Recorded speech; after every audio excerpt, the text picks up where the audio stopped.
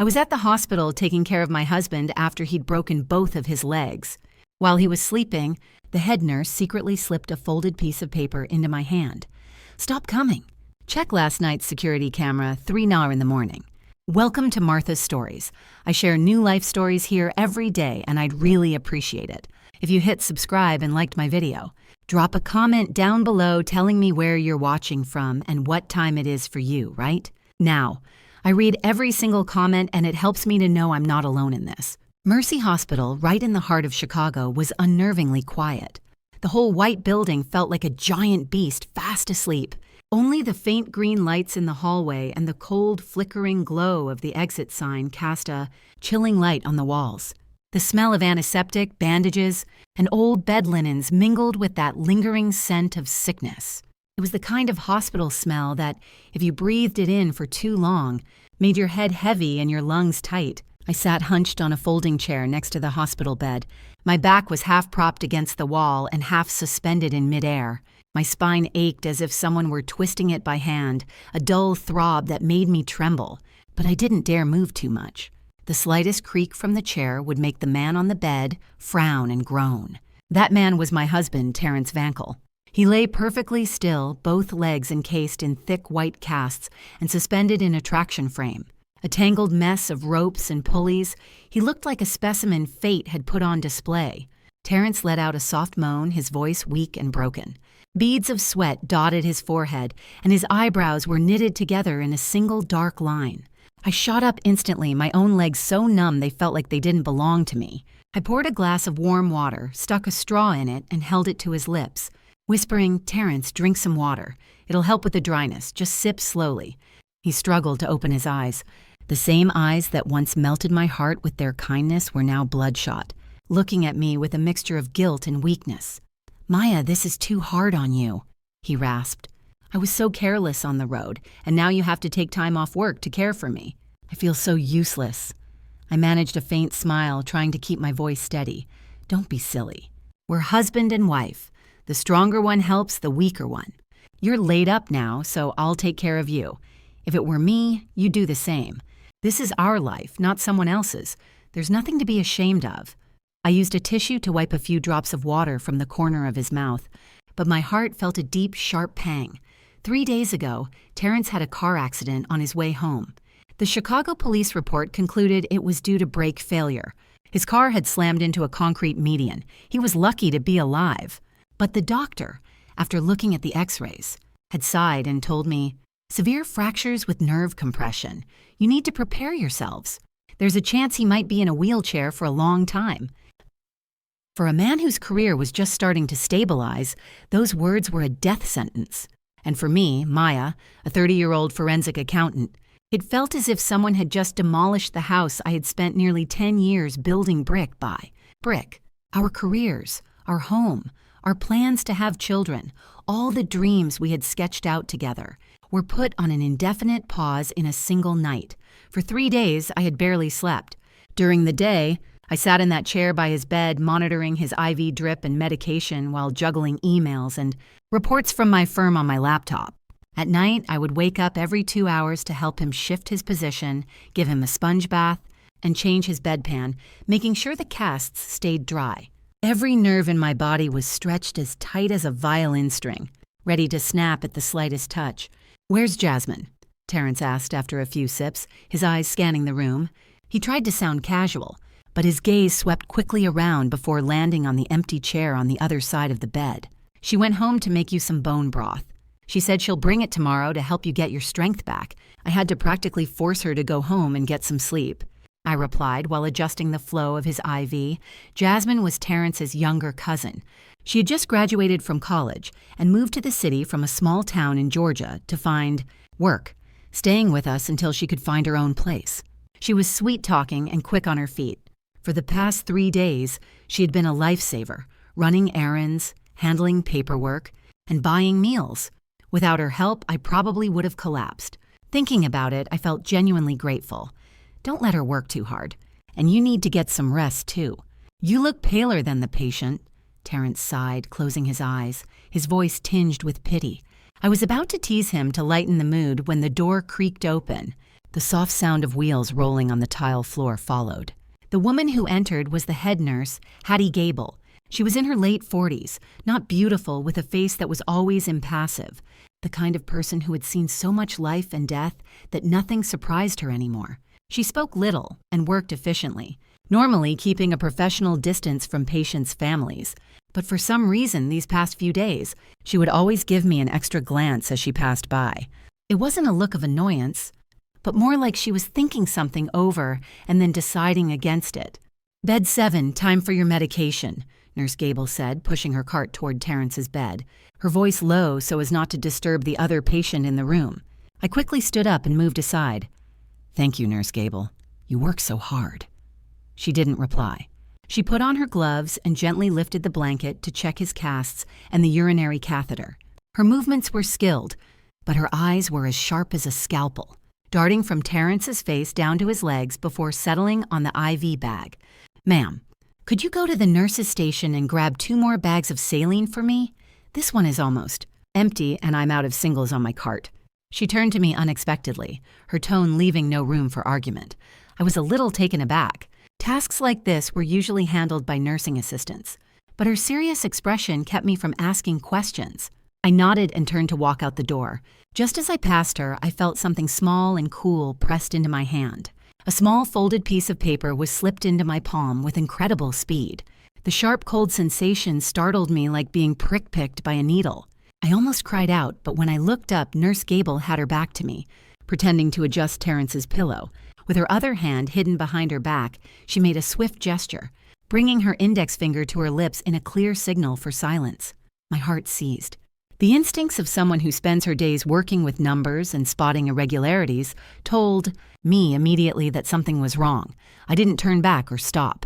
My hand clenched around the piece of paper as I walked straight out into the hallway. The corridor was deserted. The only sound was the low hum of the air conditioner. I walked straight to the corner that led to the small kitchenette, a blind spot the nurses jokingly called the camera-free zone. The light there was a dim yellow, just bright enough to see a person's face. I pressed my back against the wall, taking a deep breath to steady my trembling hands. The paper was crumpled and damp with my sweat. I slowly unfolded it, my mind still hoping it was just a prescription note or some minor instruction. But the scribbled words that appeared under the dim light sent a chill down my spine. "Stop coming. Check last night's security camera. He's faking sleep." Just those few words, written in a hurried scrawl with smeared ink. But to me, it felt like someone had just dumped a bucket of ice water over my head. My scalp tingled and my palms went cold. The words "faking sleep" danced before my eyes. Stop coming? Who was faking sleep? Terrence? Check last night's camera? What happened last night? Imagine being in that situation. Your husband, the man you love, has been in an accident and might be disabled, and you've dropped everything to care for him.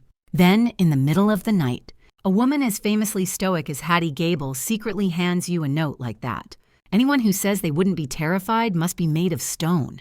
My head spun. The past 3 days flashed before my eyes like a fast-forwarded tape. Terrence was always complaining of pain, especially whenever I got close to his casted legs. He wouldn't let me look at the injuries, saying, "It's gruesome, Maya, don't look." His phone, which he never used to lock, was now tucked tightly under his pillow every night. The moment a text came in, he would quickly silence it. And Jasmine, it seemed that every time she entered the room, he would moan more, appearing weaker. But when it was just the two of us, I sometimes felt he was in less pain, though he would try to hide it by closing his eyes and holding his breath. I had dismissed those details before, telling myself I was just being paranoid. But now, under the dim yellow light with those words on that piece of paper, all those scattered grains of sand were suddenly strung together into a long, tight chain, squeezing the air from my throat. I stood frozen in the kitchenette for a few more minutes until the pain of my nails digging into my palms brought me back to reality. Don't panic. I wasn't just a wife, I was a forensic accountant. For years, my training had taught me one thing. When you find an anomaly, you find the evidence. You don't jump to conclusions. With that thought, I tore the note into tiny pieces, dropped them into the toilet, and flushed until nothing was left. Then I bent down and splashed cold water on my face. Looking up into the mirror, I saw a woman with a pale face and eyes sunken from lack of sleep. But something in her gaze had changed. The familiar softness was replaced by a very thin, cold glint. "Get it together, Maya," I whispered to myself. "Crying, screaming, fighting, none of that will solve anything right now. You need the truth." I turned off the faucet, grabbed 2 bags of saline from the shelf as I was told, and walked back to the room. As I entered, I forced my expression to remain calm. "Nurse Gable, I've got the saline." Nurse Gable looked up at me. In her eyes, I saw 2 things clearly: pity and determination. She took the bags, hung a new one, and checked the IV line one last time. Then she said, as if talking to herself, "He should be stable tonight. You should try to get some rest. We'll call you if anything happens." I nodded my thanks but didn't sit down right away. I stood there for a long time watching Terrence. He was lying still again, eyes closed, breathing evenly. To an outsider, he was just a pitiful husband suffering from broken legs, with his devoted, exhausted wife standing by his side. But in my mind, after that note, Terrence's face had become strangely unfamiliar, like a masterfully painted mask. "Tonight I'll let you sleep. Tomorrow we'll see what's real," I thought silently, not sure if I was talking to him or to myself. That night, for the first time in 3 days, I didn't stay awake by his bedside counting his every groan. I lay down on the folding chair, pulled the blanket up, and stared at the ceiling with my eyes wide open. A single thought repeated over and over in my head. Tomorrow, I have to see that hospital footage, no matter what. The next morning, as the first rays of sunlight pierced through the window, I got up to draw the blinds and adjust Terrence's blanket. My body felt weak, as if I had just recovered from a long fever, but my mind was strangely alert. The moment I opened my eyes, Nurse Gable's words on the note reappeared as clear as day. Terrence was still lying quietly, his eyes closed and lips dry, occasionally wincing as if in pain. Jasmine brought in a container of soup and set it on the small table. Seeing me awake, she chirped, "Maya, you're up." "I just made some bone broth for Terrence to help him get his strength back. You must not have slept well last night. Look at those dark circles." I glanced quickly at Terrence. His eyes were still closed, but his shoulders trembled slightly as if he were trying to suppress a groan. To an outsider, it looked like a family united in overcoming a tragedy. If this had been yesterday, I would have smiled and thanked Jasmine, my heart warmed by my considerate cousin-in-law. But this morning, everything I saw was distorted, like looking into a cracked mirror where every reflection shattered into sharp, jagged pieces. I smoothed my hair back, keeping my voice even. "Thanks, Jasmine. I have to stop by the office for a bit. They need me to sign some urgent documents. Can you stay here and keep an eye on Terrence for me? Call me if anything happens." Hearing this, Terrence slowly opened his eyes and looked at me with concern. "Maya, will you be long? I feel anxious being here alone, leaving me with a kid." "What are you talking about? Jasmine has been a huge help to us. We haven't even thanked her properly yet." I turned and smiled at Jasmine, then patted Terrence's hand reassuringly. "I'll only be a few hours. Just take it easy. If you need anything, call a nurse." After I spoke, I bent down to adjust the traction ropes and the bandages on his back. My movements were as careful as always, but inside there was a cold, empty void. Before, every time I touched Terrence, I would think, "This is my husband, the man I chose to spend my life with." But now, a different question kept swirling in my head. Is he really acting? I quickly gathered my coat, handbag, and laptop. Jasmine took the bag from me, not forgetting to add, "Drive safe, Maya. Come back for lunch. We can have takeout. Don't eat out too much. All that greasy food is bad for you." I nodded and looked back at Terrence one last time. He grabbed my hand, his eyes bloodshot, the perfect picture of a man terrified of being abandoned. "Maya, I'm so sorry. What if I end up disabled? If it gets too hard for you, please don't leave me. Don't divorce me, okay? You're the only reason I'm still alive." If this were yesterday, I probably would have cried. I would have rushed to assure him, "I will never leave you." But now all I felt was a lump in my throat. I gently pulled my hand away and forced a smile. "What are you thinking? I'm just stepping out. For a bit. I'll be back.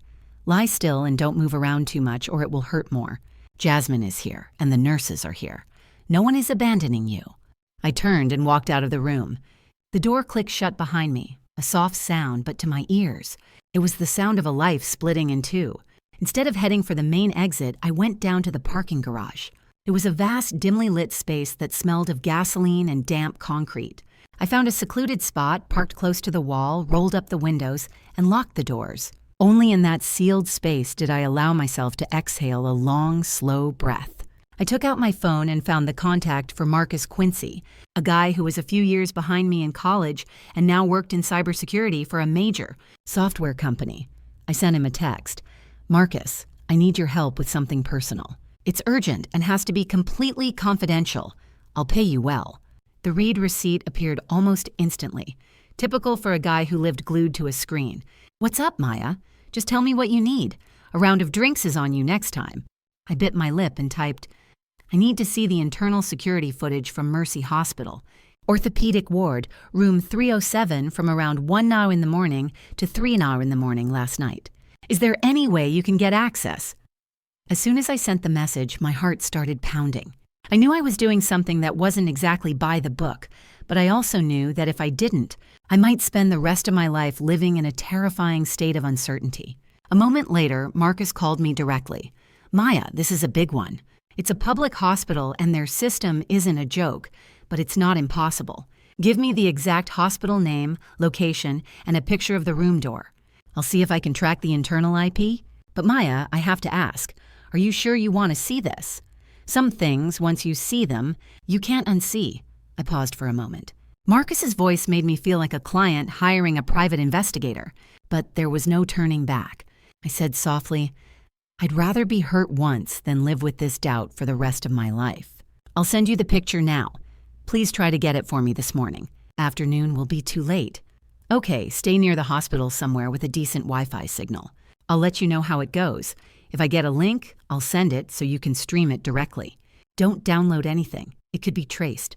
I hung up, my hand trembling slightly as I opened my camera roll and found the picture of the orthopedic ward. Room 307 sign I had sneakily taken on my way down to the garage. After sending it, I turned my laptop on, tethered it to my phone's hotspot, and sat curled up in the driver's seat listening to the hum of the car's AC. Time crawled by. Every minute felt like an hour.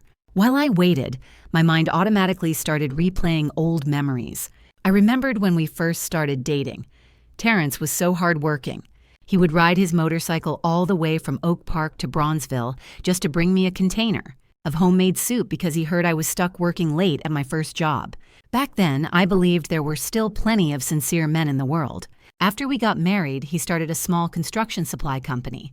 He used to boast to his friends, "My wife is a forensic accountant. She's tough. If I do anything crooked, she'll sniff it out immediately." He would laugh, ruffle my hair, and say, "Don't worry, you handle the finances. I'm just out here trying to make a name for us." Those words felt so warm back then. In recent years, his business had become less stable and less money was coming in. I noticed he was more irritable, often coming home late smelling of beer and a strange kind of cigarette smoke. But every time I asked, he'd say, "A man has to network. It's tough to land projects these days. Don't make it harder for me." I was so busy, sometimes too exhausted to even breathe, so I let it go. Partly because I trusted him, and partly because I thought a marriage couldn't survive if a wife was always suspicious. It wasn't until today, sitting in this hospital parking garage clutching my laptop like a life raft, that I realized all this time I had been busy auditing blueprints and cost estimates, but I had forgotten to audit the man sleeping right next to me. An hour passed, then another. My eyes started to sting and my neck grew stiff from sitting in one position for so long. Just when I thought Marcus had given up, my phone buzzed repeatedly. A message popped up.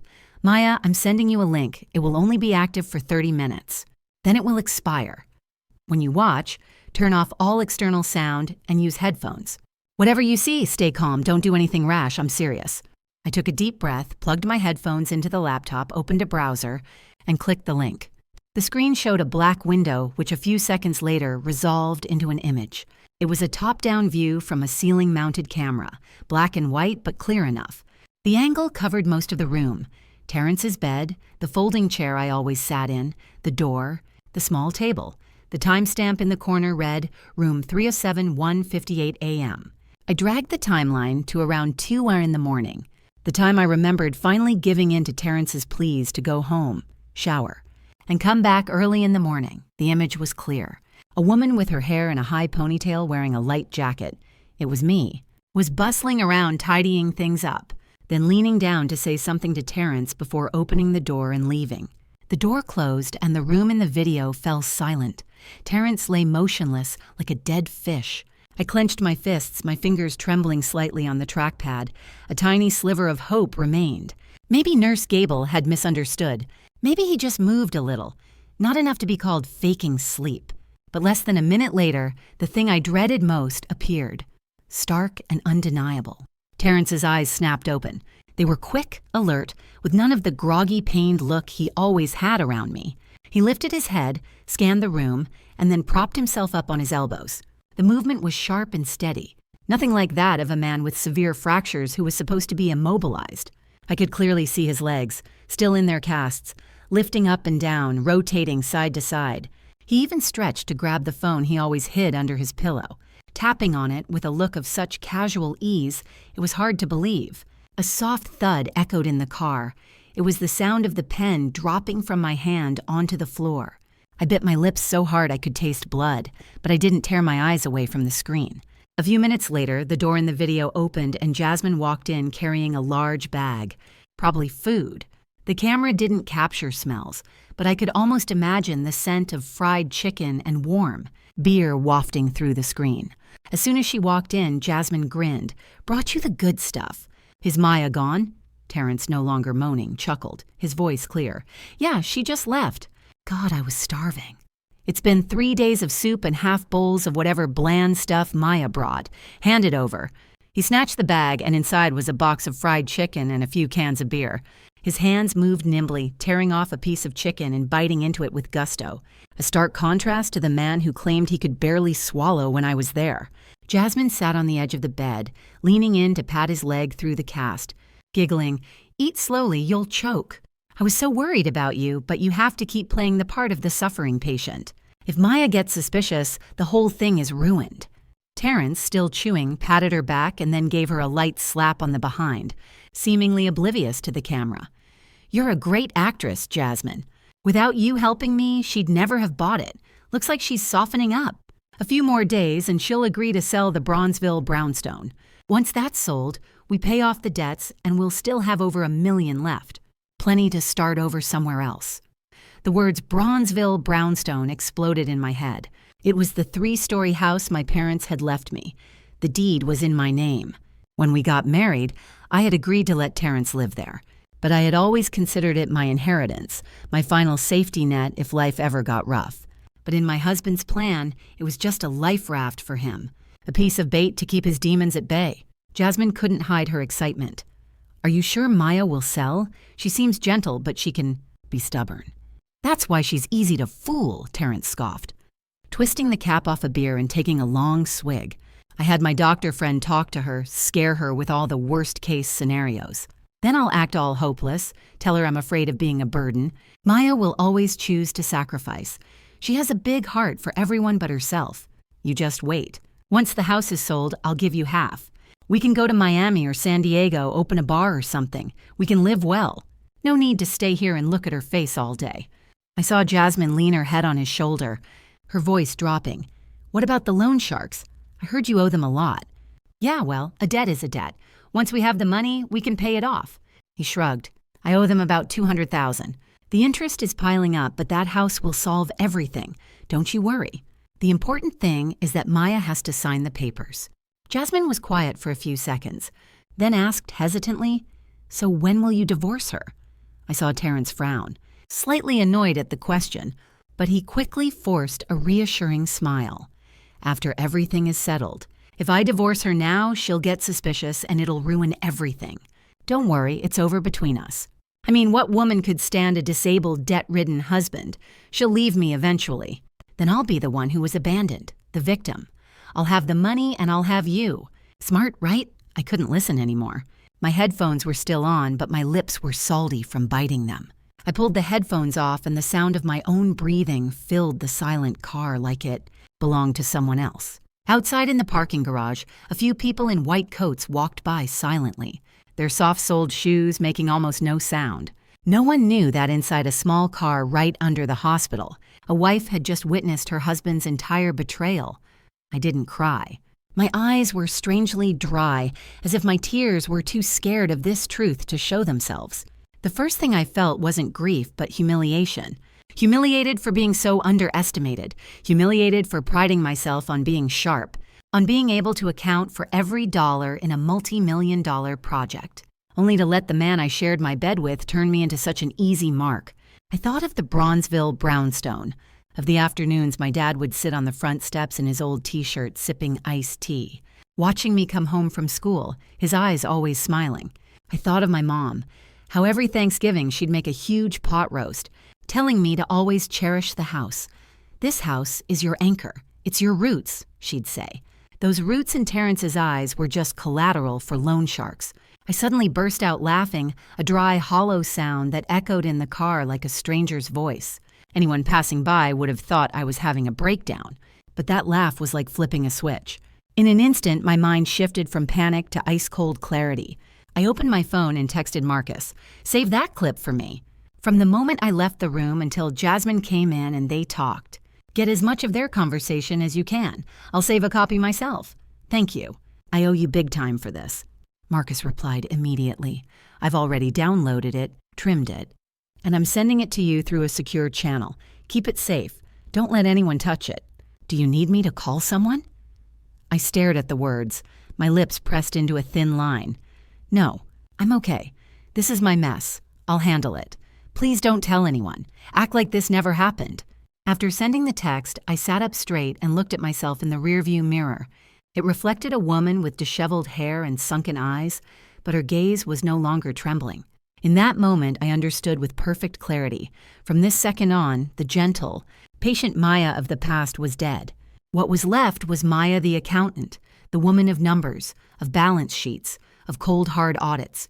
The only difference was that this time, the project I needed to audit wasn't a building but a marriage. I sat in the car for a long time after turning off the video, not because I was still scared, but because I was methodically organizing everything in my head. The images I had just seen no longer terrified me. They were just data, clear, irrefutable evidence. And when things became data, I knew how to handle them. I wiped my face, adjusted my coat, and started the car. Instead of going back to the hospital room as I had promised Terrence, I turned the car out of the hospital gates and drove straight home. The familiar streets suddenly felt alien. The tree-lined avenues, the coffee shop where Terrence and I used to sit, the bakery I frequented to buy his favorite pastries, they all receded in the rearview mirror like scenes from an old movie I was fast-forwarding through, to skip the painful parts. When I got home, the house was silent, devoid of human warmth. Jasmine's shoes were still scattered by the door. Terrence's jacket hung on the rack, and the scent of his cologne lingered in the air. I stood in the middle of the living room for a moment before slowly locking the door. The soft click of the deadbolt sounded in my heart like a boundary being sealed. The first thing I did was open the safe in our bedroom. Inside were the deed to the Bronzeville brownstone, my personal savings bonds, and a few important documents my parents had left me. I took everything out and put it into a large tote bag. Then I opened my laptop and logged into my personal bank account. The password was one Terrence used to know. I changed everything, passwords to my bank accounts, my email, my investment portfolios, one by one, slowly, methodically, with a coldness that surprised even myself. While I was doing this, my phone rang. Terrence's name flashed on the screen. I stared at it for a few seconds before answering, forcing my voice to sound soft. I just got home to grab some more things for you. I'll be back soon. Maya, you've been gone so long. I was worried. Terrence's voice came through weak and pathetic, just like always. Jasmine said you hadn't come back yet. I gave a small laugh. The house was a mess, so I'm tidying up a bit. You just lie still and don't move around. Endure the pain a little longer. I'll be back soon. Okay, try to come back early. I feel so empty here without you. He sighed. After hanging up, I allowed myself a small, bitter smirk. If it weren't for that video, I would probably be rushing back right now, worried about his pain, afraid that Jasmine was being clumsy. But now, every word he spoke sounded like a line from a script. I picked up another phone and called Marcus. Marcus, I need you to do one more thing for me. Find out everything you can about Terrence's debts, gambling loans over the past year, any companies or individuals, any accounts in his name. See what you can find. Marcus was silent for 2 seconds, then said, Okay, but this will require digging through multiple sources. I suspect he's into some serious loan shark business. A few strange IPs were asking about someone with his name a while back. I'll work on it quickly for you. I hung up and sank onto a chair, leaning my back against the wall. The exhaustion finally hit me. But instead of feeling weak, I felt a small hot flame burning inside me. It wasn't a raging fire, but a slow, steady heat that would last a very long time. That afternoon, I returned to the hospital. As I walked into the room, I saw Terrence with his eyes closed. His face contorted as if he had just had a spasm of pain. Jasmine, standing beside him, greeted me. "You're back!" I just gave Terrence his pain medication, so he's feeling a little better now. "Okay, let me check on him," I said, walking over and placing my hand on his forehead. It was warm, but no fever. Terrence opened his eyes and squeezed my hand tightly. "You're back, Maya. I'm in so much pain. I don't know how much longer I can take this." I looked at that face, and for the first time in my life, I felt no sympathy. I found it almost comical. "Try to hang in there. This afternoon, I have to meet with a lawyer about your accident insurance. They need some additional paperwork," I said as casually as I could. Terrence flinched slightly but covered it up quickly. "A lawyer? Why does it have to be so? Complicated?" "It's a major insurance company. There's a lot of red tape," I replied curtly. Jasmine, standing nearby, flinched when she heard the word insurance. I noticed it clearly, even though she tried to hide it with a smile. Just then, Andre Vankel, Terrence's younger brother, walked in. Andre was 3 years younger than Terrence, a delivery driver by trade, a quiet, honest man. Seeing his brother laid up, Andre was clearly distraught, carrying a large bag of fruit. "Maya, how's Terrence doing? Mom told me he was in a lot of pain." "He's a little more stable now. The doctor said we still need to monitor him," I answered. Andre looked at Terrence, his eyes turning red. "Hang in there, bro. We're all worried about you." Terrence nodded, his voice choked with emotion. "I know." Watching them, I suddenly felt sorry for Andre. He had no idea he was sympathizing with a man putting on a performance, a play staged out of greed. For a moment, my heart softened, but then I remembered Terrence's alert eyes in the video, his hands slapping Jasmine's behind, his words, "Once the house is sold, it's all over." And just like that, any softness in me recoiled like a snail into its shell. In the evening, Nurse Gable came by to check on the room. When she saw me, her gaze lingered a little longer than usual. I knew she was wondering if I had seen it. I waited until Terrence had drifted off from the medication and quietly stepped out into the hallway. Nurse Gable was writing on a chart. I stood beside her and lowered my voice. I saw it. The pen in her hand paused for a beat. She looked up, meeting my eyes directly, her voice low.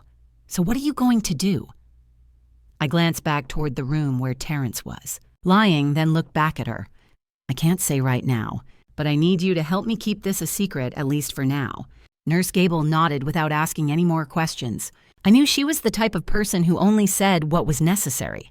Her silence at that moment was more valuable to me than 1,000 words of advice. That night, while Jasmine was out buying dinner, I sat by the bed pretending to be exhausted and rested my head on the mattress. Terrence thought I was asleep and let out a soft sigh, but I was wide awake, listening to his every breath, just waiting. I opened my phone and texted Marcus. "Anything yet?" The reply came quickly. "I have a preliminary report. He has loans from at least 4 different unofficial lenders. The principal is close to $200,000 with exorbitant interest rates. Some are under his company's name, some personal. He also has a history of online gambling, which later moved offline. His bank transactions show traces of money from several loan shark rings. I have screenshots of everything." I read the text with a strange sense of calm. Everything fit together with terrifying precision. The accident, the faked injury, the house, the insurance, the secret texts with Jasmine, it all came together to form a complete picture. I replied to Marcus with one sentence. "Thank you. Keep it safe. I'll need it." Later that night, Terrence called his mother. I overheard her voice on the other end of the line, crying and complaining, blaming me for not taking good care of her son, then tactfully bringing up selling the house to save his life. Terrence moaned, his voice sounding like it was about to give out. "I've talked to Maya, Mom. I think she's considering it. Don't push her too much. She's stressed with work. She probably needs time." I sat not far away, hearing every word. My heart was so numb it surprised me. A whole family, from top to bottom, was colluding to pressure me into willingly offering up the house my parents left me. If I hadn't seen that video, I probably would have collapsed in tears, consumed by guilt. The next morning, my mother-in-law, Miss Gladys, came to the hospital. She was thin and haggard. The moment she walked in, she burst into tears. "Oh, my son! Why is your life so hard? If anything happens to you, how will I go on?" Terrence took her hand, his voice weak. I stood to the side respectfully. "Hello, Miss Gladys." She turned to me, her eyes a mix of pleading and reproach. "Maya, I know this is hard on you, but right now the only way is to sell the house to take care of Terrence. Don't be so stubborn. If he dies, what's the point of holding on to property?" I looked at her for a long time. This woman was, by title, my mother-in-law, the person who had taken my hand on my wedding day and told me to think of her as my own mother. But now, in her eyes, all I saw was the fear of losing her son and a vague, calculating look about money. I took a deep breath. "I understand, Miss Gladys. I'm thinking about it, but selling a house is a big decision. I need to review all the paperwork and check Terrence's insurance policy to avoid any complications later. Please just give me a little more time." Miss Gladys wanted to say more, but Andre gently pulled her arm. "Mom, let Maya take her time. She's been through a lot these past few days." Miss Gladys pursed her lips but said nothing more. But I knew that from this day on, the pressure would only intensify. They would push me to sell the house quickly.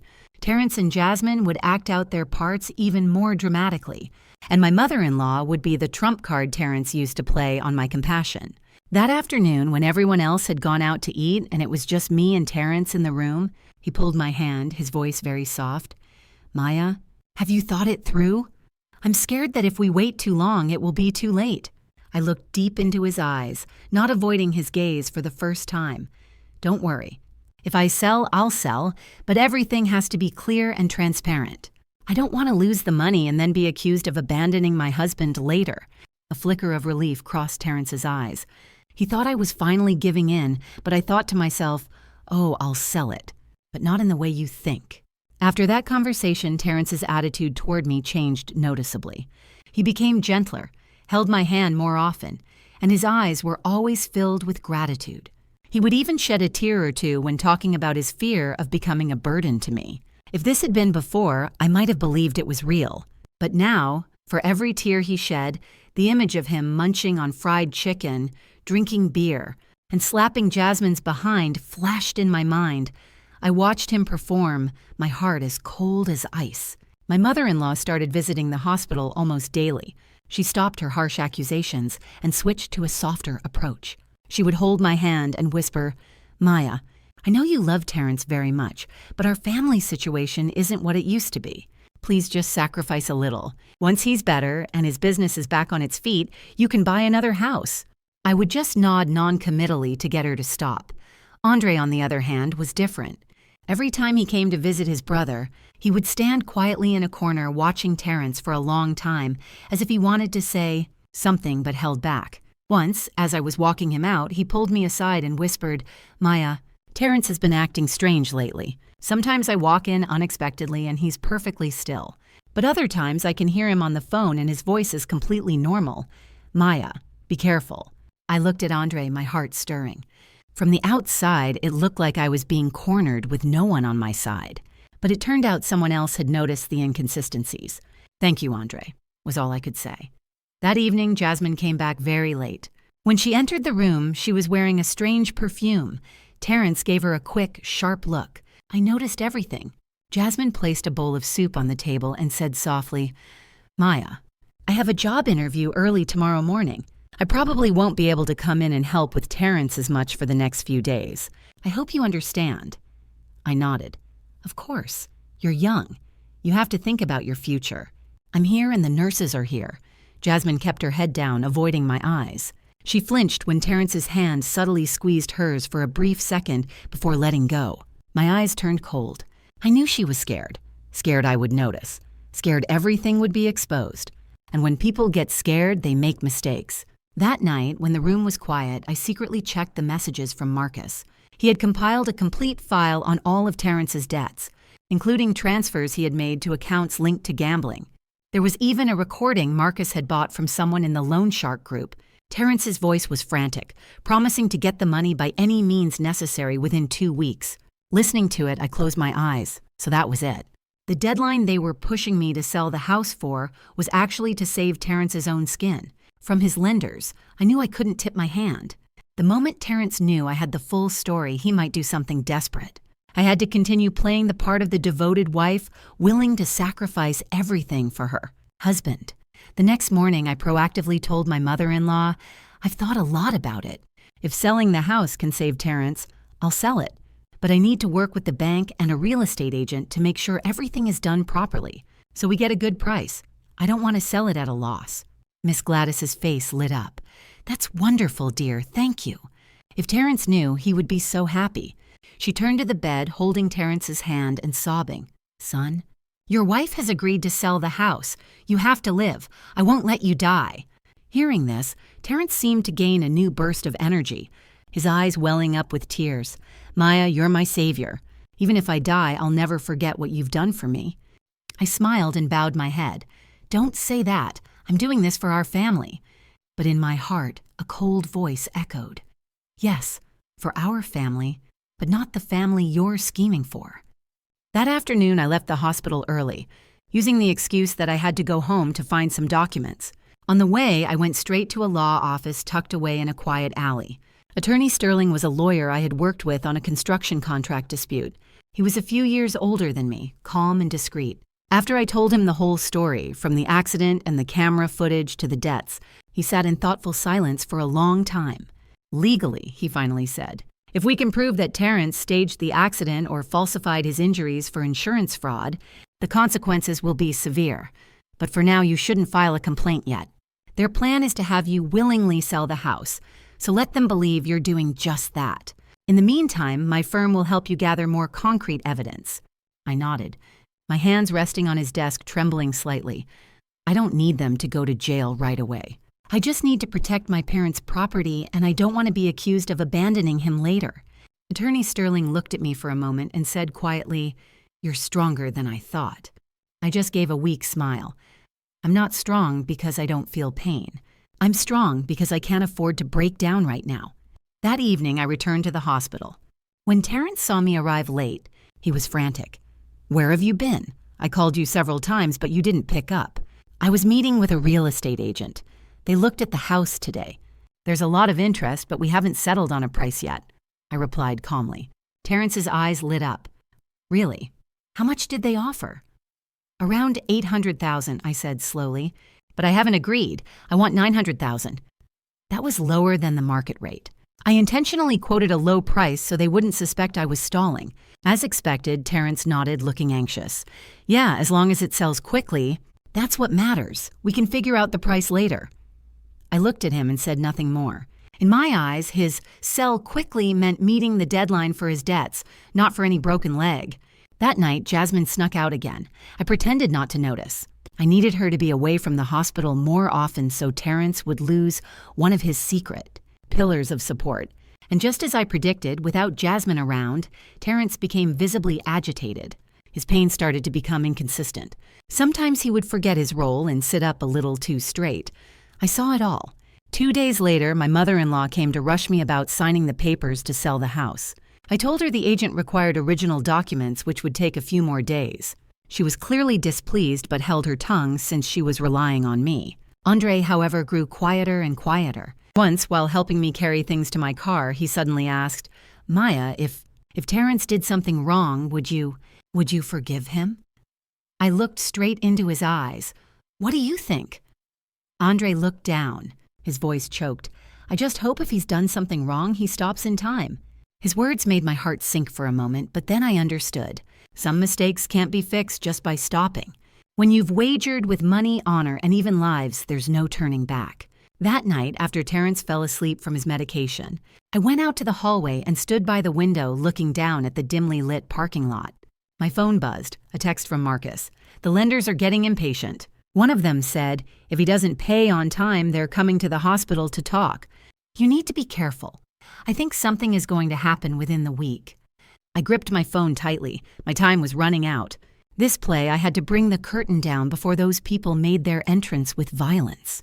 I went back into the room and looked at Terrence lying peacefully on the bed, his face as innocent as a saint's. I pulled up a chair and sat down. whispering just loud enough for myself to hear, "You're a great actor, Terrence, but your leading lady is about to exit the stage." The next morning, I deliberately took the day off work to stay at the hospital, not to care for Terrence, but to wait for the right moment. I felt like someone standing in a dark room, hand on the light switch, just waiting for the perfect instant to flip it and expose everything. Terrence was thrilled to see me staying all day. He acted even more intensely than usual. Whenever someone came in, he would groan in pain and hold my hand, his voice as thin as a thread. "Maya, don't leave me, please, you're all I have left." Miss Gladys sat beside him, wiping her tears. Andre leaned against the door, watching the scene with a look of deep suspicion. As for me, I just silently played my part as the devoted wife so convincingly that sometimes even I was unnerved by my own endurance. Around noon, Jasmine returned to the hospital. The moment she walked in, her eyes darted around nervously. When she saw me sitting there, she froze for a second. I smiled at her, a perfectly calm smile. "How was the interview?" "Oh, they said they'll call me back for a second round," she stammered. Terrence shot her a look, his eyes betraying a hint of impatience. I understood they were missing their private conversations. I decided to let them fill that void for a little longer. In the afternoon, I called Attorney Sterling. "Attorney Sterling, I've done everything according to the plan. The lenders are starting to make moves. I think they'll show up tonight or tomorrow." His voice was grave. "I've already contacted the police. When you give the signal, they'll come in. Remember to stay calm. Don't let them provoke you." I glanced through the glass into the hospital room where Terrence was giving his mother a weak smile. I replied softly, "I'm calmer than I've ever been." I hung up and put the phone in my bag. The fear was gone. All that was left was a clear sense that it was time to end this. Around 7 in the evening, as visiting hours were winding down and my mother-in-law was preparing to leave, Terrence suddenly grabbed my hand tightly. "Maya, what's the update on selling the house?" I looked straight into his eyes. "Tomorrow afternoon. They've scheduled an appointment for me at the title company to put down a deposit. If all goes well, we can sign over the deed in 3 days." Terrence's eyes lit up and Miss Gladys was overjoyed. "That's great news, dear. Now I can rest easy." Andre stood silently for a moment, then asked quietly, "Maya, are you sure there won't be any problems?" I nodded. "Don't worry, Andre." Around 8, just after the evening nurse had left and the room had quieted down, the door was suddenly shoved open. 3 strange men walked in. They didn't look like family visitors. Their eyes were cold, their shoulders squared with an air of intimidation. The room's atmosphere instantly tensed. The man in the lead scanned the room and then looked directly at Terrence. "Terrence, we're here to visit." Terrence's face paled for a second before he started moaning loudly. Who are you? What are you doing here? I'm seriously injured. My wife is about to sell the house to pay you back." Miss Gladys stood up in alarm. "Who are you people? This is a hospital, not a place for you to cause trouble." One of the men sneered. "We're just here to check on an old friend, ma'am. Don't you worry." Their eyes landed on me. I took a step forward, my voice steady. "If you're looking for Terrence, state your business. I'm his wife." The man raised an eyebrow. "So you're the wife? Even better. Your husband owes us close to $200,000 in principal. The interest isn't small either. He promised he'd have the money in 2 weeks. That deadline is almost up. We just want a clear answer. When do we get paid?" A dead silence fell over the room. Miss Gladys was trembling, turning to look at Terrence. "Terrence, you owe them that much money. Why didn't you tell me?" Terrence stammered, sweat pouring down his face. I just borrowed a little for the business. Maya, tell them we're about to have the money." I looked at Terrence, my voice chillingly calm. "Don't worry. There will be money, but it won't be from selling my house." The entire room froze. The 3 men stared at me, their eyes narrowing. What's that supposed to mean? I took out my phone, pressed a button, and the screen of the wall-mounted TV in the room flickered to life. The security footage from that night appeared. Every frame was crystal clear. Terrence sitting up, checking his phone, eating chicken, drinking beer, Jasmine sitting close to him, their conversation about selling the house, about the debt, about deceiving me. It echoed through the silent room. Miss Gladys screamed, "Oh my God, what is this? Terrence, what have you done?" Andre stood as if turned to stone. Jasmine, pale as a ghost, shrank back against the wall, and Terrence, he could no longer moan. He shot up in a panic, his broken legs slamming down on the bed. "Maya, listen to me. Let me explain. This is a misunderstanding." "A misunderstanding?" I laughed coldly. "A misunderstanding about you faking a broken leg to trick me into selling my house? Or a misunderstanding about you and Jasmine plotting to use my money to pay off your gambling debts?" The three lenders looked at each other. The leader nodded and chuckled softly.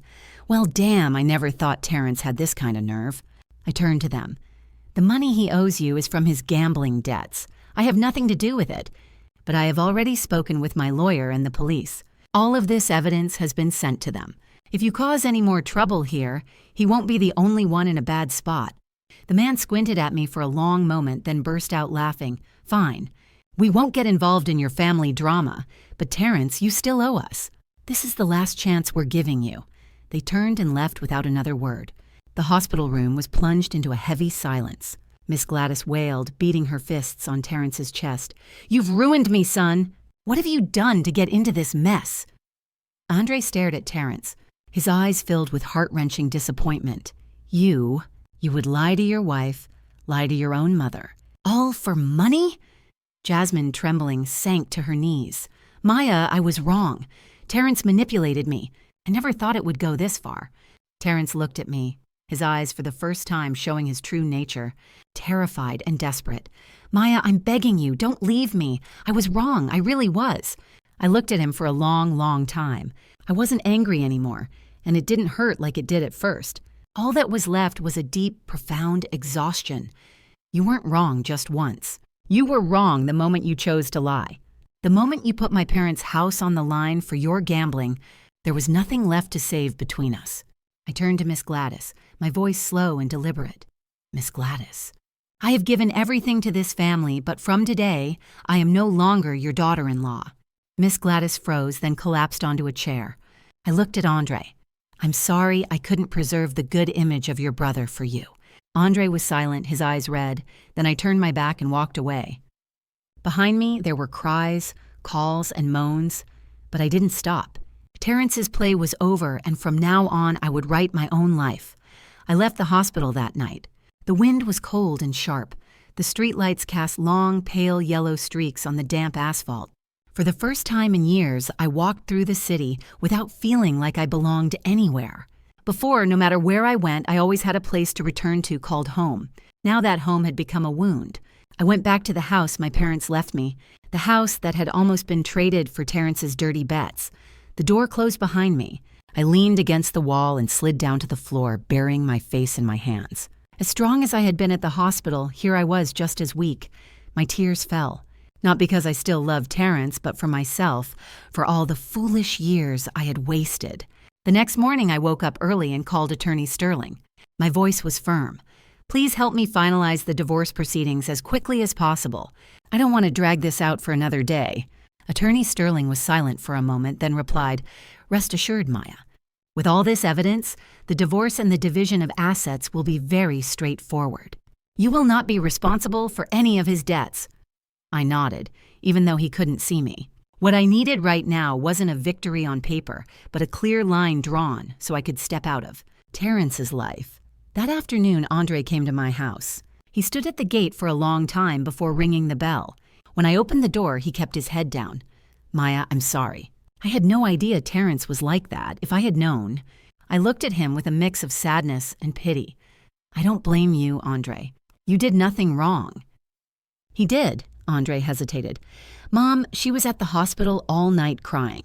She regrets pressuring you so many times. This morning, she asked me to come and apologize to you on her behalf. I was quiet for a moment, thinking of Miss Gladys's tormented face yesterday. I couldn't bring myself to resent her completely. She wasn't evil.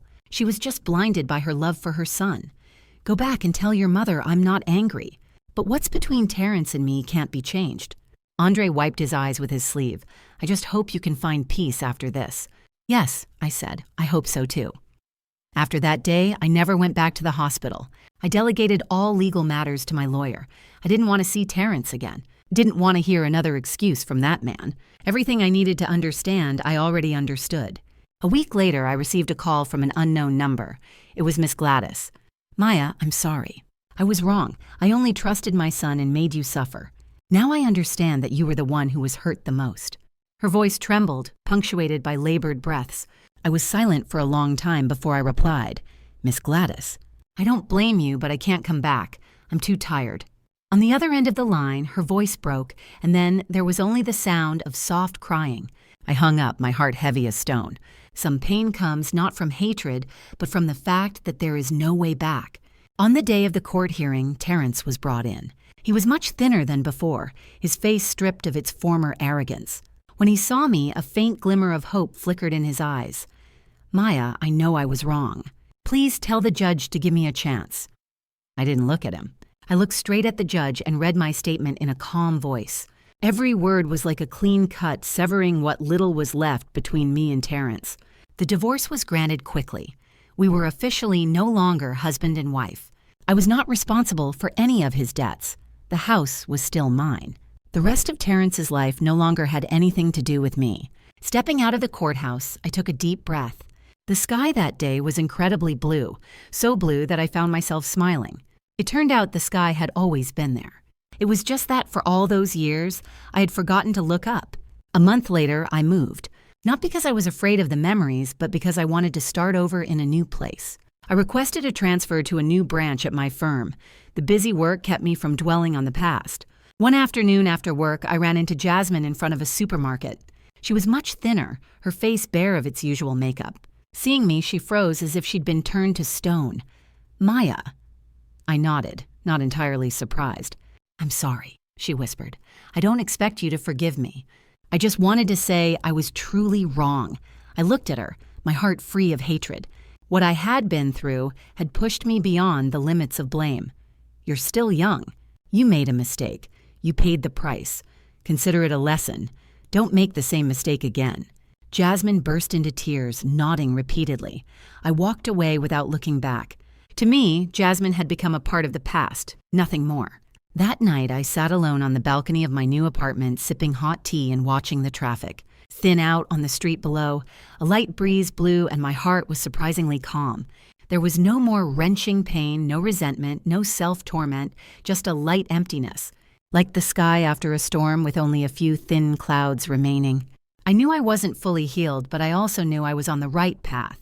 Life is harsh, but it is also fair. It took a husband from me, but it gave me back myself, a person far more clear-eyed and resilient than before. After the chance encounter with Jasmine, I thought my heart was calm enough to be undisturbed by any ripples from the past. But life rarely lets a person off that easily. One Monday morning, as I arrived at the office, the receptionist told me someone was there to see me, a relative of my ex-husband. I paused, a faint uneasy feeling flickering through me. Standing in front of my office door was my former mother-in-law. She was much thinner than the last time I'd seen her. Her hair was almost completely white. Her back was stooped, and the lines around her tired eyes had deepened. Seeing me, she looked like she wanted to say something but couldn't. After a long moment, she finally spoke. "Maya, can I talk to you for a minute?" I was silent for a few seconds, then nodded. I no longer resented her, but I also didn't feel close enough to call her mom anymore. We sat at a small cafe near my office. She clutched a faded cloth bag in her hands, her voice trembling. "Terrence. He's about to be transferred to another facility for further investigation into his debts. They said his sentence might be extended." I stared at the old wooden table, saying nothing. "These past few days he's been begging to see you. He says he just needs to talk to you one more time before he's moved." "Maya, I know I have no right to ask this of you, but I'm his mother. I can't bear it." She bowed her head very low. I heard in her voice not the coercion of before, but the bitter helplessness of a mother watching her son fall without being able to catch him. "The doctor said he's suffering from exhaustion and his mental state is unstable. I'm just afraid he might do something desperate." Hearing that, my heart tightened. No matter how much Terrence had hurt me, I didn't want him to choose that path. After a long silence, I finally said slowly, "I will go see him once, but only once." Miss Gladys's eyes lit up as if she had just been saved. She clasped her hands in front of her chest. "Thank you, Maya. I am truly grateful." 2 days later, I went to the detention center. The iron gate clanged shut behind me, a cold, heavy sound. In the small, cramped visiting room, I sat across from Terrence, separated by a thick pane of glass. He was gaunt, his eyes sunken. When he saw me, he looked as if he couldn't believe his eyes. "Maya, you actually came." I nodded slightly, my voice even. You said you wanted to see me, so I'm here. If you have something to say it quickly. Terrence lowered his head, his shoulders trembling. After a moment, he looked up, his eyes red. I know I have nothing left to say to defend myself. I just want to say one thing. I'm sorry. I'm sorry for ruining your life. I looked deep into his eyes, feeling no anger, no bitterness, just a quiet exhaustion. Does saying sorry now change anything? Terrence shook his head, a tear rolling down his cheek. No, it doesn't change anything.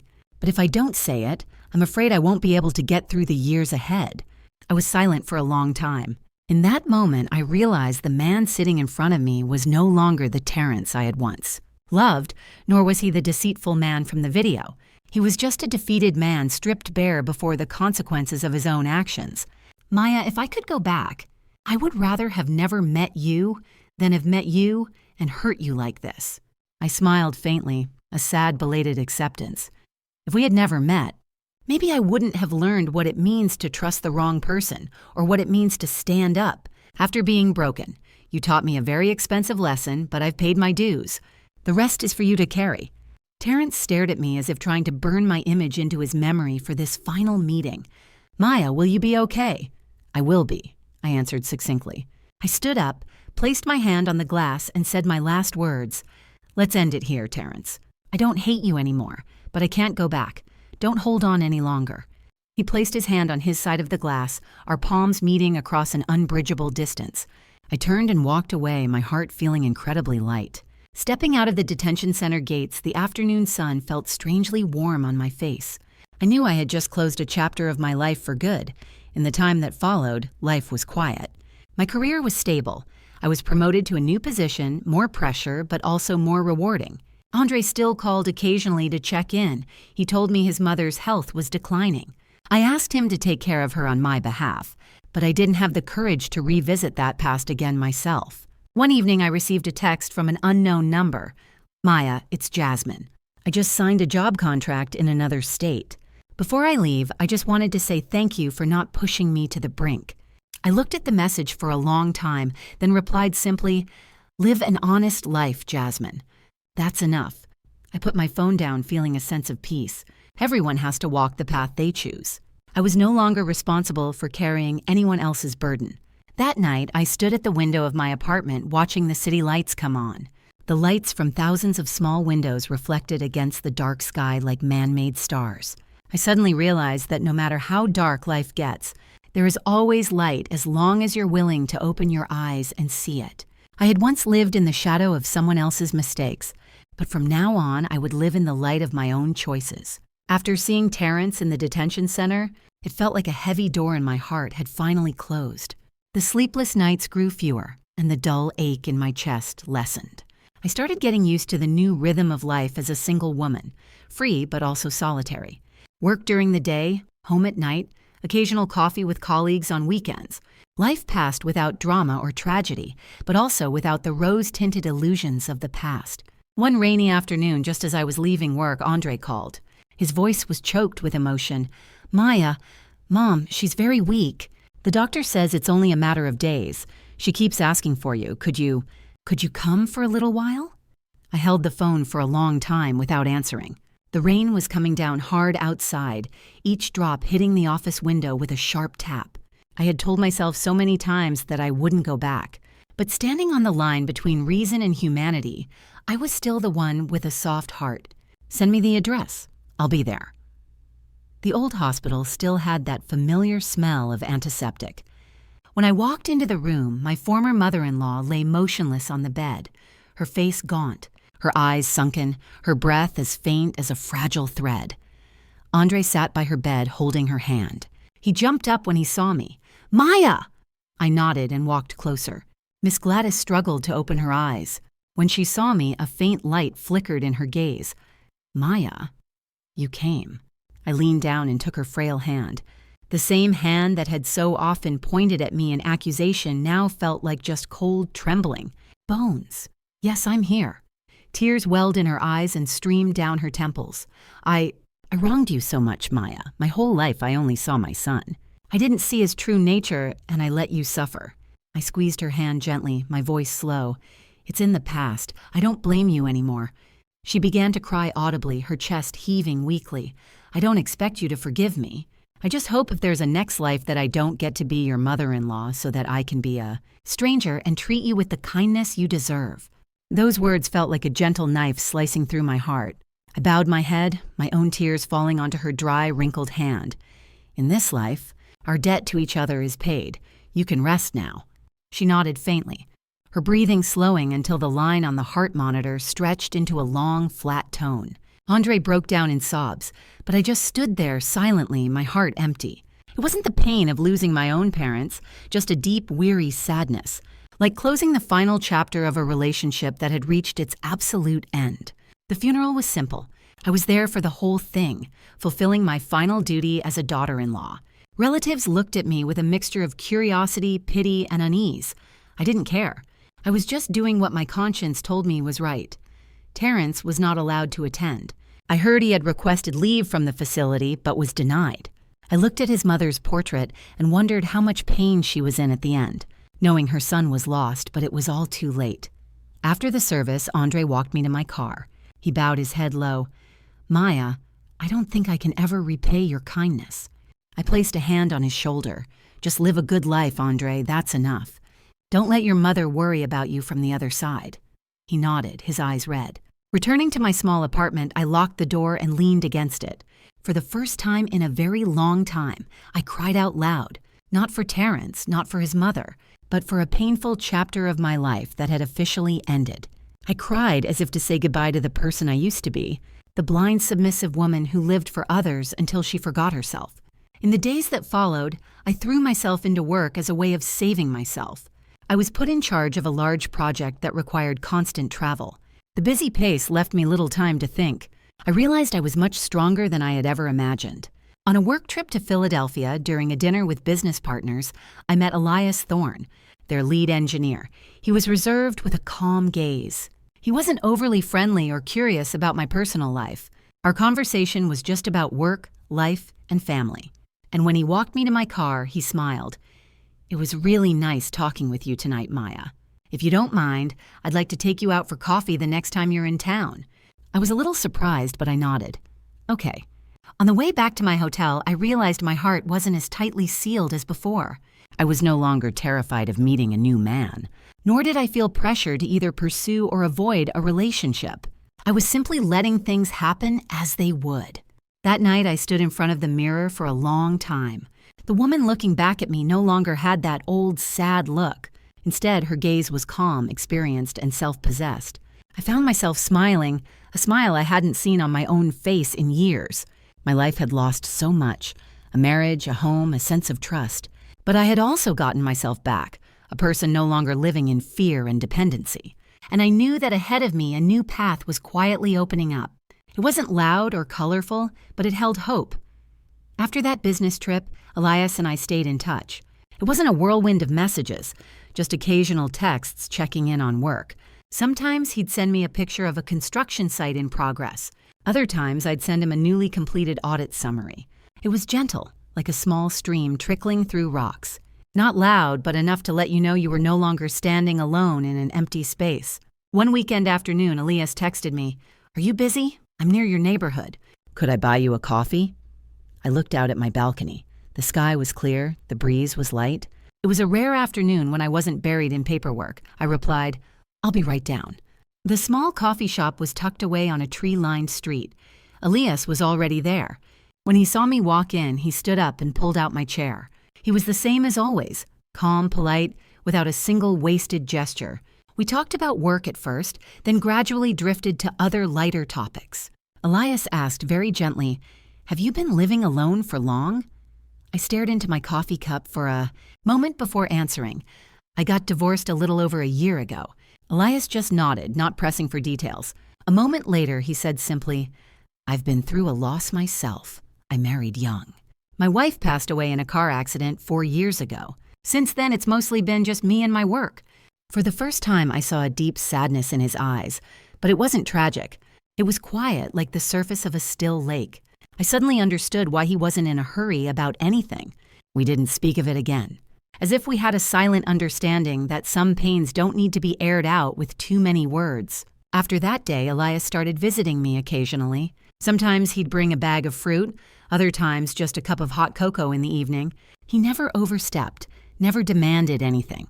He arrived at a reasonable time and left at a reasonable time.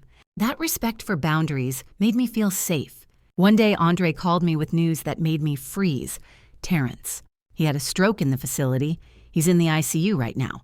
I went silent, the old memories stirring like a thin layer of dust blown into the air. You don't have to go, Andre added quickly. I just wanted to let you know. I stood by the window for a long time watching the people below. Part of me wanted to turn away, but another part remembered the years I had called that man my husband. Finally, I sighed. What's the hospital address? I'll stop by for a bit. This time I wasn't going as a wife or a relative. I was going as an old acquaintance visiting a piece of my past. Terrence lay on the hospital bed, his body rail thin, one side of his face drooping from the stroke.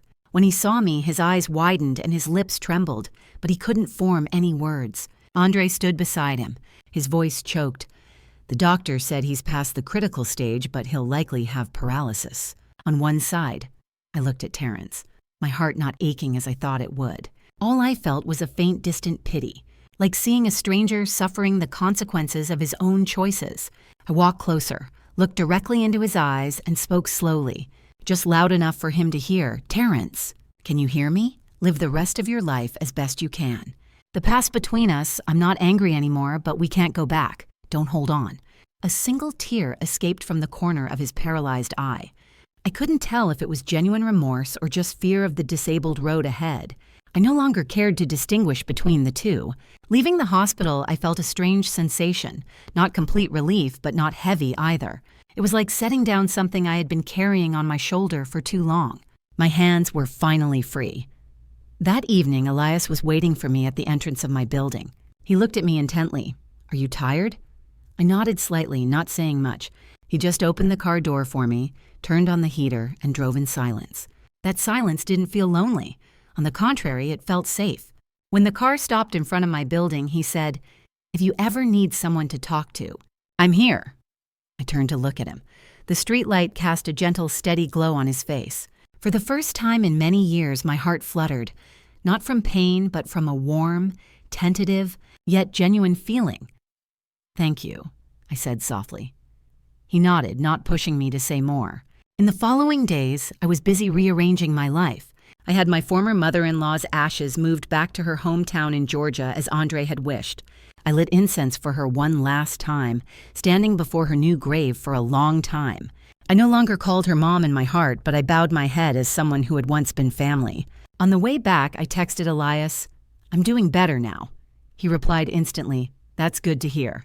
When you're free, let me take you to dinner. I looked at the message and smiled, a very different smile, no longer timid.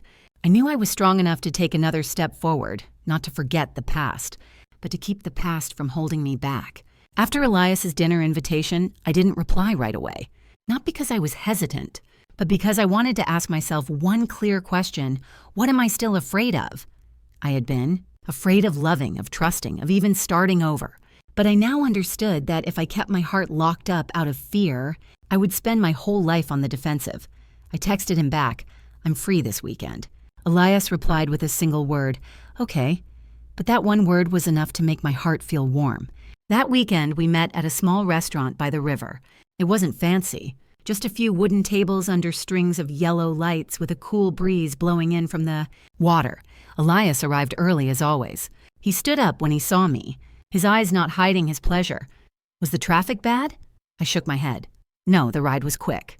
We ordered simple dishes and talked, not about work, not about the past, just about everyday things, the food from his hometown, a childhood memory of mine, whether we preferred coffee or tea in the morning. I suddenly realized it had been a very long time since I'd been able to talk to a man without feeling tense or guarded. After dinner, Elias took me for a walk along the riverbank. The wind blew through my hair. He walked beside me, keeping a comfortable distance. After a while, he spoke slowly. Maya, I know you've been through a lot. I don't want to pressure you, but I want to be clear. I care for you as a man for a woman. My heart skipped a beat, but I kept my voice steady. Thank you for being direct. And I want to be honest, too. I'm not ready to jump into a new relationship so quickly. Elias nodded, not a hint of disappointment in his eyes. I don't need an answer right now. I just want you to know that I'm here and I can be patient. I looked at him, a strange feeling rising inside me. It wasn't an explosion of emotion, but a rare kind of peace. The peace that comes from being respected. That night at home, I sat by the window for a long time. I thought about Terrence, about my old marriage, about the past hurts. It was strange. Once my heart was calm enough, I could think of his name without a sharp pang of pain. He was just a part of a life that was over, a chapter that wasn't beautiful but had to exist to lead me to where I was today. A few days later, Andre called again. This time, his voice was more tired. Maya, Terrence is getting weaker. He has almost no movement on one side. The doctors say any recovery will be very limited. I listened silently. I'm just calling to let you know, he said. I don't dare ask you to come anymore. I looked out at the light rain falling outside and said slowly, Thanks for letting me know. If you need any help that's within my means, just ask.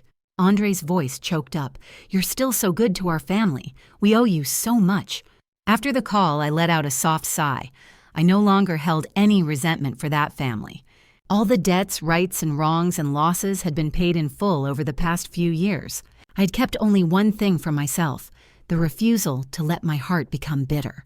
Another evening, Elias took me to see a plot of land on the outskirts of the city, where his company was planning a new project. I went along just to offer my professional opinion for the bid, but during that trip I saw more of who he was. Elias was serious about his work, spoke respectfully to his partners, and was never boastful or hot-tempered. When I asked for his expert opinion, he listened carefully, never interrupting or imposing his own views. On the way back, as the car moved slowly down a tree-lined road, Elias suddenly asked, Maya, if you were ready one day, would you give me a chance? I turned to look at him. His eyes were not pushy or demanding, just filled with a patient, dignified hope. I didn't answer right away. I need time, I said, and maybe a little courage. I can't promise anything, but I won't close myself off anymore. Elias smiled. That's enough for me.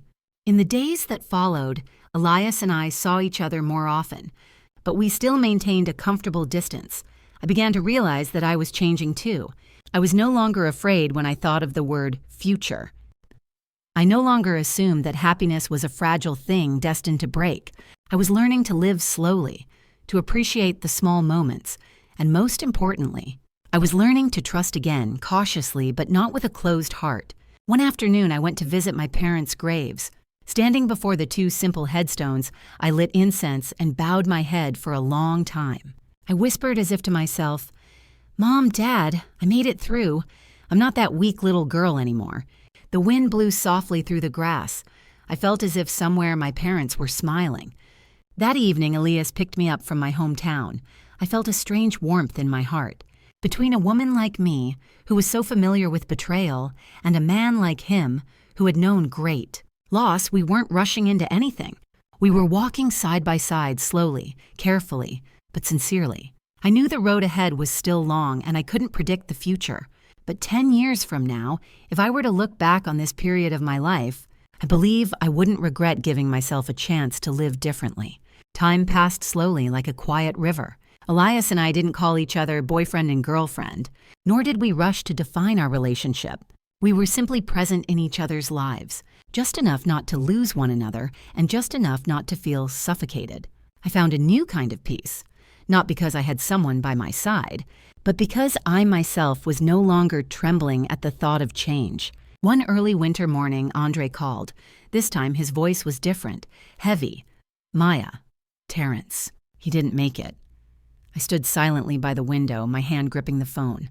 Outside, yellow leaves were falling in the wind. I knew this day would come sooner or later, but hearing the news still made my heart skip a beat. When did it happen? Early this morning. The stroke got worse. There was no time. I didn't cry. I just felt a stillness inside me, like standing before a grave that had long been prepared in my mind. Will you come see him one last time? Andre asked, his voice hesitant, not daring to push. I was silent for a few seconds, then said, I'll come. Not as an ex-wife, but as someone who had shared a part of his life's journey. Terrence's funeral wasn't large, just his father's side of the family and a few old acquaintances. When I walked in, Andre's eyes turned red. He gripped my hand tightly, his own hand trembling. "Thank you for coming." I nodded. In the cold funeral home, Terrence lay in his casket, his face peaceful. I stood for a long time looking at him. There was no more blame, no more pity. Just a vague sense of regret for a life that went down the wrong path and couldn't find its way back. His mother was gone, so there was no one to cry for him a final time. Andre handled everything. Watching him dressed in mourning clothes, I felt a surge of compassion. Life had taken so much from him in just a few short years. His mother, his brother, the family he once had. As I lit a stick of incense before Terrence's casket, I whispered in my heart, "From now on, all debts between us are settled." The smoke rose and dissipated into the air. I turned and walked away, my steps no longer heavy. Outside, Elias was waiting for me. He didn't ask questions, just handed me a tissue when he saw my eyes were red. His silent presence was a comfort. "Are you okay?" he asked softly. "I'm okay," I replied. "It's just closing one more door." He nodded, saying nothing more, and simply walked beside me all the way home. After Terrence's funeral, everything truly came to a close. Andre moved back to his hometown to look after the family graves. He texted me, "I guess it's time for me to live my own life now, Maya." I read his message with a mix of sadness and relief. Sometime later, Elias took me to meet his mother.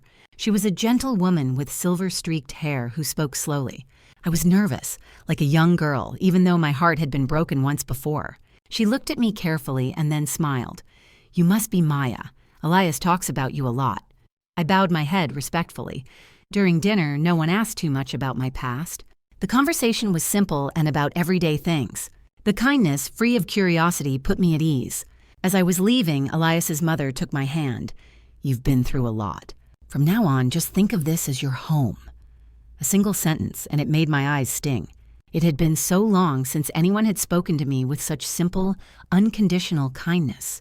On the way home, Elias asked, "Did you feel pressured?" I shook my head. "No. You and your mother made me feel very safe." Elias smiled, his eyes softening. "I just want you to feel at peace when you're with me." That night, back home, I looked in the mirror for a long time. The woman staring back was different. She was no longer suspicious or overly defensive, just carefully optimistic. A week later, Elias gave me a small box. He didn't kneel or use flowery words. He just looked at me and said slowly, "Maya, I can't promise you a perfect life, but I promise I will never deceive you. I will never abandon you, and I will be with you when you need me. If you are ever ready to take another step, I want to be the one to take it with you." Inside the box was a simple ring, a delicate silver band. I held it in my hand, feeling a strange sense of steady, quiet trust.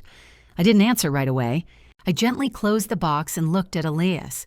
"Give me a little more time. Not because I don't trust you, but because I want to be completely ready when I step forward." Elias nodded, not at all disappointed. "I can wait." I left with the small box in my purse. That night, I couldn't sleep. I thought about the path I had traveled, from a wife waiting by a hospital bed to a woman standing before a new chance at happiness. That path was filled with wreckage, but because of it, I knew I was no longer the naive girl I once was. I didn't know what the future held, but this time I wasn't walking into it blindly. I was walking with clarity, with healed scars, and with just enough hope. I kept that small box in my drawer for days, never opening it but never returning it to Elias either. It wasn't because I doubted my feelings for him, but because a deep-seated fear remained. The fear of misplacing my trust again, of watching happiness crumble into dust. One evening, I made up my mind. I texted Elias, "I'm free tomorrow. If you have time, let's meet." He replied almost instantly, "Okay, I'll pick you up." We didn't go to a restaurant or a coffee shop. Elias drove me to the countryside, to a small dirt road that ran alongside a freshly harvested field. The late afternoon sky was clear, the air was cool, and the scent of dry straw hung in the air. He stopped the car. "I thought you might like it here." I got out, and a sense of calm washed over me. We walked slowly along the path. After a while, I spoke. "Elias, have you ever regretted waiting for someone for so long?" He thought for a moment, then shook his head. "Sometimes, when I was lonely, I wondered.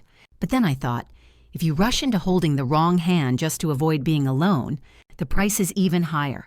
I'd rather wait for the right thing than rush into the wrong one." His words touched the softest part of my heart. I stopped and looked at him directly. I don't want to enter a relationship because I'm afraid of being lonely. I only want to enter one when I truly feel safe. He nodded, his gaze steady. I know, and I respect that. I took a deep breath, my hand unconsciously touching the purse where I had brought the small box. After a long moment, I took it out and placed it in his hand. "Elias, I can't say yes right now, but I want to thank you for coming into my life with such kindness. I don't want to make you wait indefinitely." Elias opened the box, looked at the ring, and then looked at me. He wasn't sad or disappointed. He just smiled gently. "I still want to wait if you'll let me. Not with this ring, but with my presence in your life." At that moment, I realized I was no longer afraid of the word wait, because this time the person waiting wasn't demanding, and the person being waited for wasn't being forced. "Okay," I said softly. "Let's just keep walking together like this. No rush." Elias nodded, a rare bright smile spreading across his face. The months that followed were a time of quiet stability. I slowly realized that a mature love wasn't a violent storm, but a quiet, steady stream. One evening, while Elias and I were at his house looking over some blueprints, his mother brought out 2 cups of hot tea. She smiled at me. "Maya, I just want you to know one thing. You are always welcome in this house, no matter who you are or where you've been." I bowed my head, my lips trembling. It was the greatest acceptance I could have asked for. That night, when I got home, I opened the drawer and took out the small box. The ring lay quietly inside. I suddenly understood that some promises don't need to be spoken aloud. They just need to be held patiently in the heart. I hadn't put on the ring yet, but for the first time, I wasn't afraid of the day I might. Spring arrived slowly that year. I stood by my apartment window watching the city below and realized it had been a very long time since I had felt so peaceful. The nightmares had stopped. The random stabs of pain were gone. That afternoon, Elias drove me to Andre's new town. His small repair shop was on a dusty country road. Andre was leaner, his skin tanned by the sun, but his eyes were brighter than ever. "Maya, Elias, come on in." He smiled, the genuine smile of a man who had put his life back together on his own terms. That night, as Elias drove me home, I opened my purse and took out the small box. My hand was steady, my heart beating slowly but clearly. "Open it," I said. He did. The silver ring lay quietly in his palm. I spoke slowly, each word carefully considered. "I can't promise we'll never argue or be sad. I can't promise I'll be a perfect wife. But I know one thing, if I don't step forward today, I might spend the rest of my life standing behind my fear, and I don't want that anymore." Elias looked at me for a long time, his eyes welling up. He didn't say a word, just gently took the ring and slid it onto my finger. It fit perfectly, as if it had been made for me. "Marry me in your own way, Maya," he whispered. "Let time answer for everything else." I nodded. I didn't cry. I just felt a quiet warmth spreading through my chest. Our wedding was small. Andre was there. As I stood in my simple white dress, I thought of the woman I used to be, the one who collapsed in a hospital, who endured a marriage full of lies. I finally understood that the path to peace isn't about forgetting everything, but about daring to look your wounds in the eye and then walking forward without trembling. After the wedding, Elias and I moved into a small house he owned. It wasn't grand, but every evening a warm yellow light shone from the windows. There was the sound of dishes clinking in the kitchen. There was someone waiting for me to come home, and that was more than enough. Sometimes I still dreamed of Terrence, but he passed by like a stranger. There were no more debts between us. I would wake up feeling only peace. One morning, as I was drinking tea on the porch, Elias put a hand on my shoulder. "Maya," he said softly, "I've never asked about your past, but I want to tell you one thing. I'm grateful that you were strong enough to get here." I took his hand. "And I'm grateful that you waited." We looked at each other. No more words needed. Life has losses that can never be replaced. I lost a marriage. I lost trust. I lost years of my youth to anguish. But in return, I learned to stand tall. I learned the value of kindness, of trusting the right person at the right time. If I hadn't seen that security footage, if I hadn't dared to face the truth, I might still be living in a beautiful lie today. And if I hadn't been brave enough to let go of the past, I would never have found this peaceful present. In the end, I understood something very simple. Happiness isn't about never being broken. Happiness is having the courage to trust, to live and to love again after you've been shattered, with a heart that knows pain but no longer holds on to resentment. The story of Maya is a long journey of tears, betrayal, collapse, and rebirth.